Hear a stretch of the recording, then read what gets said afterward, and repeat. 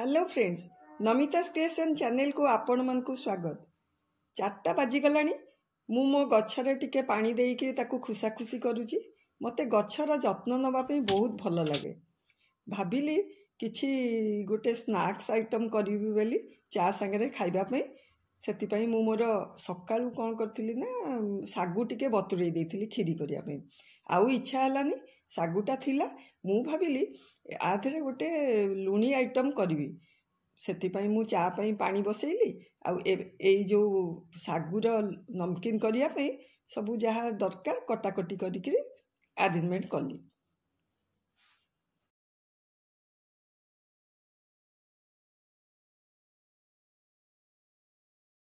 गोटा साबु नहीं आकु मु भल भाव 2-3 थर धोई देकरी ताकू आर डबल क्वांटिटी पानी देकरी ताकू 3-4 घंटा पे बतुरई देबी।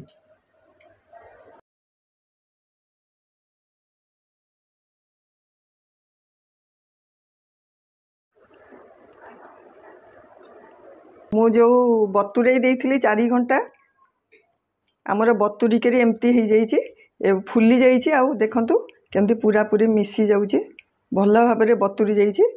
आधे आमे अबिका सब मसला पकेबा। मु 2टा बॉयल आलू को नहीं ताकू ग्रेट करी एमती रखी आधे पकेबा। किछि चिना बादाम को भाजी देइछि, आकू मु कौन करबी ना दरदर खंड करी ग्राइंड करी। बादाम पाउडर को पकई देबा। एबे मु धनिया पत्र आउ ग्रेट करिछि अदा अधा इंचर आ जीरा आ कंचा लंगा को छोट छोट कटा ही। अदा को पकाउछि, गोटा जीरा, धनिया पत्र,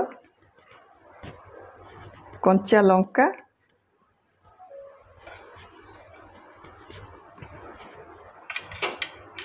आउ सांध लवण जोटा कि पूजार यूज हुए से लुण मु पकईकी आपको भल भाव टिके गोलई देवी।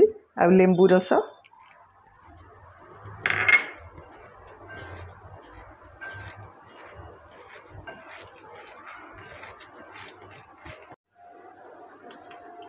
एमती छोट छोट गुला करके आपको हाथ रे एमती एमती टिके बरा परी करिबा।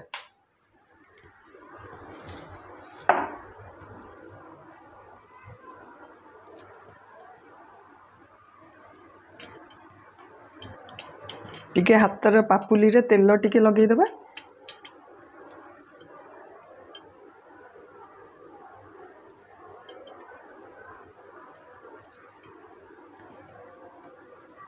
एबे आमे आकु तेल रे टिके शैलो फ्राई करिबा। एबे आमे गैस को ऑन करिकरी पैन को गरम करिबा आ तेल पकेबा। मु एटा को शैलो फ्राई करूची, आकु डीप फ्राई भी करी हबो, किंतु जो माने तेल कम खाती से मु शैलो फ्राई करुची। तेल गरम हो गला परे आमे आकु फ्लेम को मीडियम कर दबा। हमर तेल गरम हो गलानी, एबे आमे मीडियम फ्लेम रे एटा को फ्राई करिया।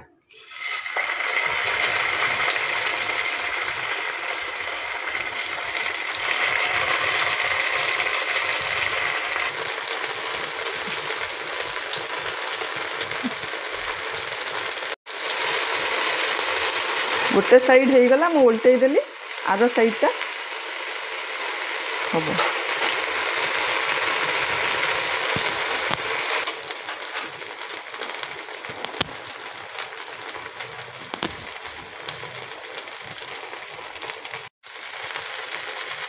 आमर सागुदाना बड़ा हो गलानी।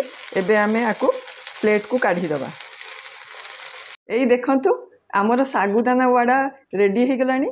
आपण माने एटा को घरे कर। जदि आपण को भल लगे तबे वीडियो टी को लाइक शेयर एंड सब्सक्राइब करिया को भूलंतु नहीं।